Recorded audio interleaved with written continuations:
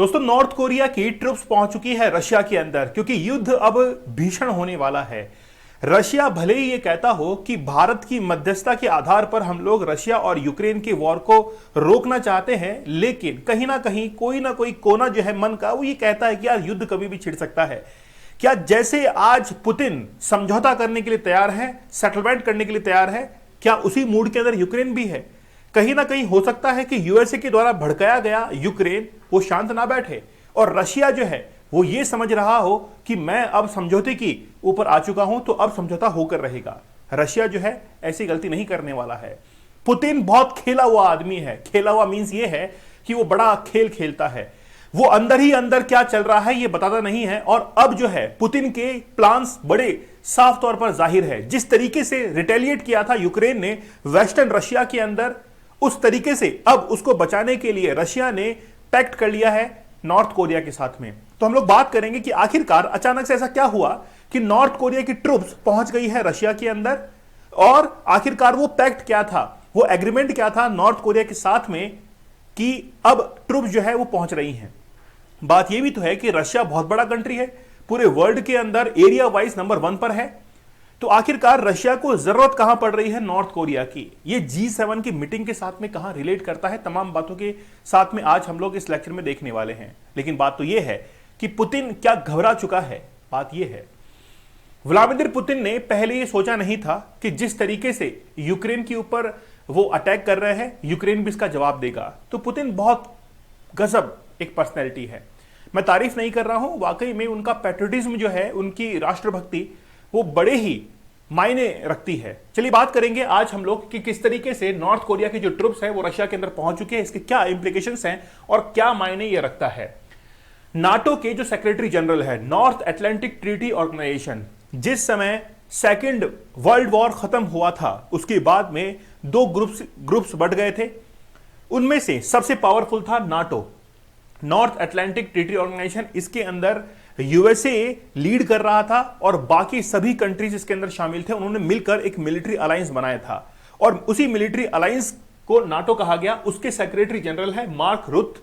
Mark रुत ने recently कहा है कि नॉर्थ कोरिया की ट्रुप्स पहुंच चुकी है रशिया के अंदर और उन्होंने ये जो कुर्स्क रीजन है यहां पर जाकर जमावड़ा किया है। ये वेस्टर्न रशिया का एक पार्ट है, वेस्टर्न रशिया का एक रीजन है। तो पहली बात तो हम लोग इस बात पर बात करेंगे कि आखिरकार नॉर्थ कोरिया की ट्रुप्स रशिया के अंदर क्या कर रही हैं, क्यों पहुंची हैं, कितनी तादाद के अंदर पहुंची है, जरूरत क्या थी, ऐसा कौन सा एग्रीमेंट था और उसके साथ में इन्होंने इसी रीजन को क्यों चुना है, इसके बारे में हम लोग बात करने वाले हैं। देखिए, नॉर्थ कोरिया और साउथ कोरिया दोनों एक दूसरे से एंटी हैं। जिस समय नॉर्थ कोरिया और साउथ कोरिया का डिवाइडेशन हुआ था थ्रू 38 पैरेलल लाइन, उसके बाद में यह डिसाइड हुआ था कि नॉर्थ कोरिया को जो डोमिनेट करेगा वो रशिया है और साउथ कोरिया को डोमिनेट करेगा वो यूएसए है। इसलिए नॉर्थ कोरिया के साथ में आज अच्छे से पैक्ट जो है वो साइन होते हैं। दोस्तों, आप लोग यहां पर देखिए इस मैप के अंदर, ये कुर्स्क का इलाका है। कुर्स्क से यूक्रेन जो है वो ज्यादा दूर नहीं है। यूक्रेन की जो सीमा है महज यहां से लगभग ये मान के चल सकते हैं कि 60 से 70 किलोमीटर के आसपास में ही कुर्स्क एरिया है। ये रशिया के अंदर है और इसके पास में ही आपको कई सारे न्यूक्लियर जो प्लांट्स हैं वो भी देखने को मिलेंगे। यूक्रेन ने हाल ही के अंदर कई सारे ड्रोन अटैक किए थे रशिया के ऊपर और वो भी इसी रीजन के अंदर हुए थे। अब रशिया को इस बात की जरूरत थी कि मुझे इस एरिया को कंट्रोल करना है बड़े अच्छी तरीके से।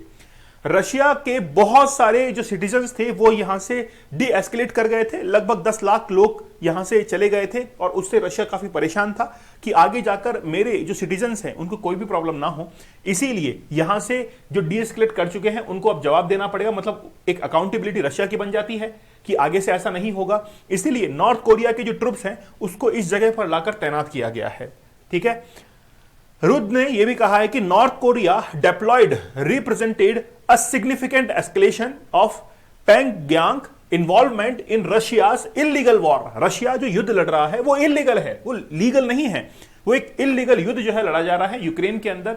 अब breach of UN security council resolution, वो एक यूएन सिक्योरिटी काउंसिल का जो रेजोल्यूशन था, एक प्रस्ताव था, एक एग्रीमेंट था, उसका वो ब्रीच कर रहे हैं।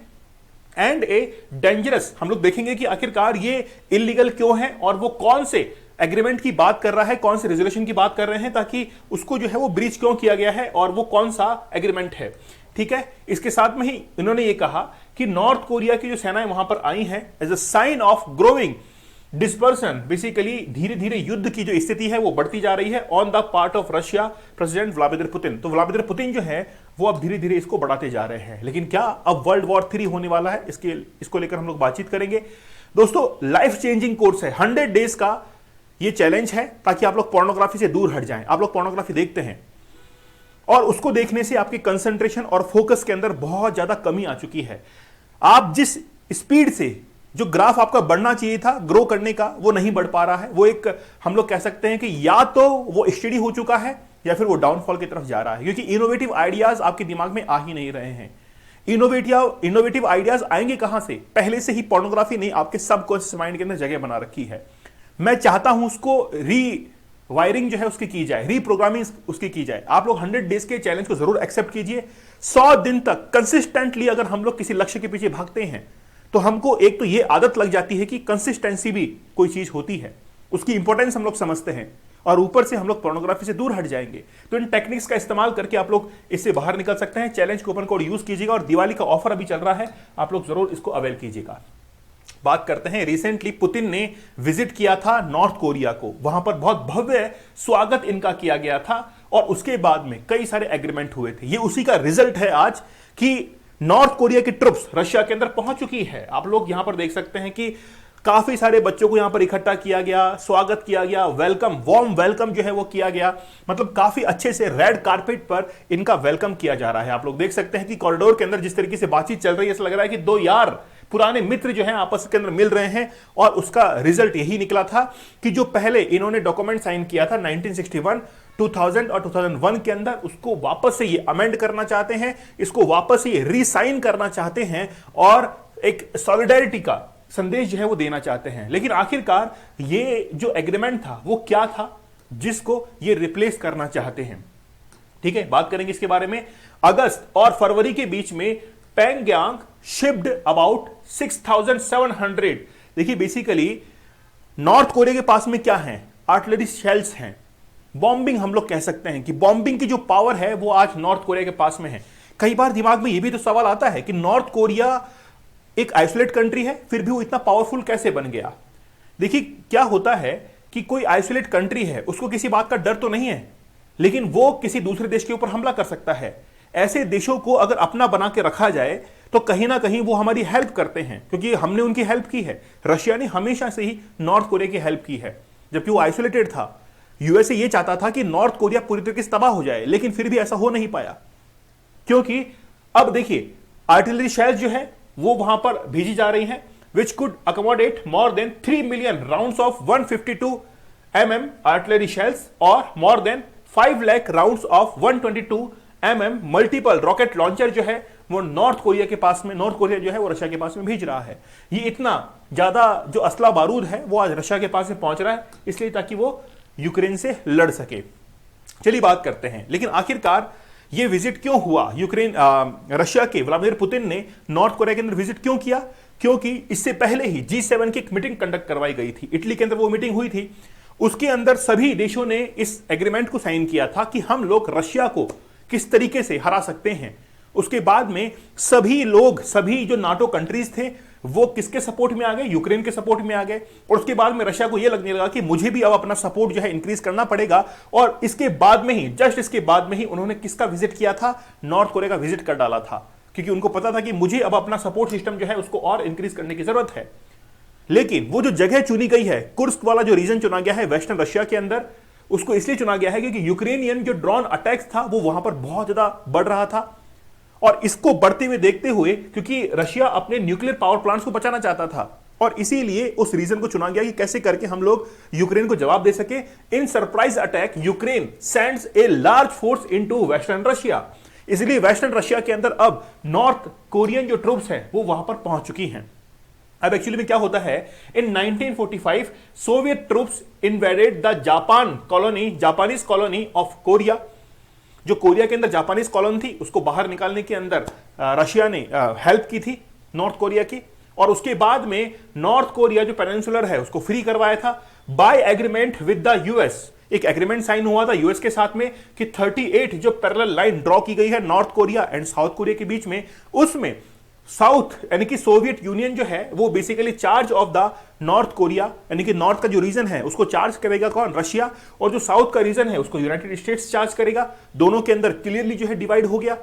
और उसके बाद में से ही नॉर्थ कोरिया और रशिया के रिलेशंस काफी अच्छे हो गए during the Korean war between 1950-1953। The Soviet union and China backed north Korea, मतलब बैक सपोर्ट जो है वो रशिया का और चाइना का मिल गया था किसको? नॉर्थ कोरिया को। तो वहीं से जो है वो कहानी शुरू होती है और आज उसका इंपैक्ट हम लोग देख सकते हैं कि नॉर्थ कोरिया अपने आर्टिलरी शेल रॉकेट जो है वो रशिया के अंदर भिजवा रहा है, क्योंकि रशिया कभी भी यानी कि पुतिन जो है वो रिस्क नहीं ले सकते हैं कि आज मैं समझौते के ऊपर आता हूं तो वो अगला व्यक्ति भी जो है वो कहीं ना कहीं कॉम्प्रोमाइजिंग कंडीशन में आएगा। ये जरूरी नहीं है, इसलिए मुझे बैकअप जो है वो तैयार करना पड़ेगा। इसलिए आज नॉर्थ कोरिया की ट्रुप्स जो है वो पहुंच चुकी हैं रशिया के अंदर। तो आप लोग पूरा मसला जो है वो समझ चुके होंगे।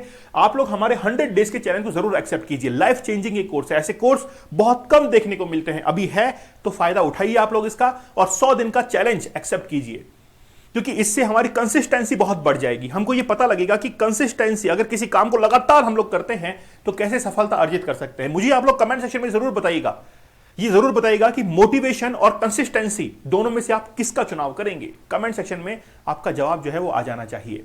चलिए, चैलेंज कूपन कोड यूज करके आप लोग इसके साथ में जरूर जुड़ सकते हैं। आप लोग चाहें तो 175 डेज का भी हार्ड चैलेंज ले सकते हैं। 100 डेज तो अभी चल रहे हैं और 75 डेज का एक्स्ट्रा करके आप लोग 175 डेज का हार्ड चैलेंज, बोला सर 100 दिन आप करवा रहे हैं, 75 हम लोग कर लेते हैं। आप लोग जीके जीएस के बैच के साथ में जुड़ सकते हैं। हिस्ट्री, पॉलिटी, ज्योग्राफी, इकोनॉमी और साइंस तमाम सब्जेक्ट हम लोग कर रहे हैं। चलिए मिलते हैं आप लोगों से अगले सेशन में, तब तक धन्यवाद, थैंक यू, जय हिंद।